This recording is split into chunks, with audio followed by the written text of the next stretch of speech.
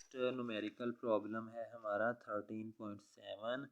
A capacitor holds 0.06 coulombs of charge when fully charged by a 9-volt battery.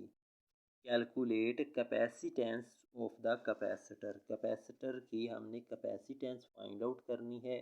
हमें charge और potential difference given है, तो हम लिख लेंगे गिवन डाटा क्या है, चार्ज है, चार्ज कितना है हमारा 0.06 कॉलम है, पोटेंशियल कितना है, पोटेंशियल को V से लिखेंगे 9 वोल्ट्स है, कैपेसिटेंस को हम C से रिप्रेजेंट करते हैं और ये हमने फाइंड आउट करनी है। फाइंड आउट करनी है ये कैपेसिटेंस यानी कि एक कैपेसिटर की चार्ज को स्टोर करने की जो सलाहियत होती है उसको हम कैपेसिटेंसी कहते हैं। The ability to store charge is called capacitance.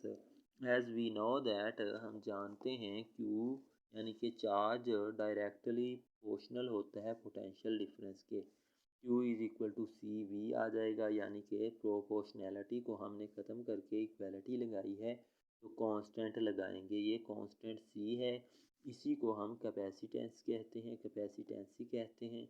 तो कैपेसिटेंसी किसके इक्वल आ जाएगी, Q ओवर V के। Q की वैल्यू हम पुट करेंगे, V की पुट करेंगे 0.06 Q की वैल्यू है, पोटेंशियल डिफरेंस की वैल्यू 9 है, तो इसको हम कैलकुलेट करेंगे तो ये 0.667 मल्टीप्लाई 10⁻³ -3 फैरेड आ जाएगी। ये हमारा आंसर होगा।